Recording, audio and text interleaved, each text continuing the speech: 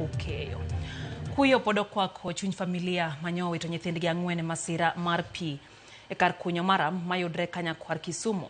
Wuon nyithindogo Felix Otieno lero ni masira makamano timore midhiambo manyoro e sama nyithindogo odhi homo pi luok eka koro to kwayo kony mar iko nyithindego ang'wen kwa kuom ng'ata. Achiel kuom joma nogolo ringre nyithindogo kwae pi kendo janeno lero ni sama nochopo nodonje pi kendo kuongo yudo nyithindo ariyo ka modong' to nogol gi jogweng' ma ne medore e kar masirano. Lero ni nyathi matin ema nyo kuongo nime pi ka adek modong' to nyo donjo e pi mar reso wadgi no to kuom hai marach giduto te ne ginimo magiwito ngimagi kanyo. Jodak ma Kanyakwar okwedo ahinya wach mar kunyo maram e gweng'no ka gilero ni tim ma kamae we alworano gi bugni maloso yawo kendo kelo masiche mag tho kinde ka kinde ka koro gikwayo sirikal mondo chung kunyo mar maram makamano. Jino konya mana golo gi tiyo wetega maluwa mano konya golo gi e pi kanyo. Ne githo nyithindo ang'wen.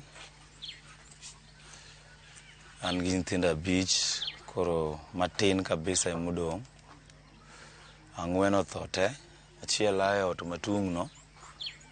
Adek ae ot makaeni.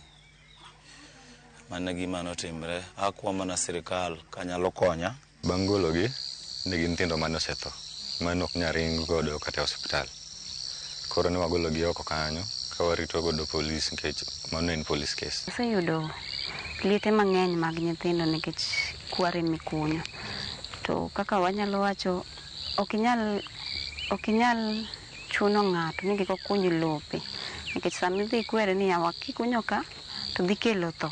En ok onene nikech samoro odak kama ok okuny. To wan modong' ka giluorowa gi bugogi wane mwahinyore. Wanyalo gombo ni through the ministry kata marwa mar national government mondo donje wach mar kware ni kata ka koro nyalo chuno mondo bed gima kore timo gi jo military to jolweny one kaka nyalo biro ka through the powers mag rais mondo gene kaka kware gi inyalo din.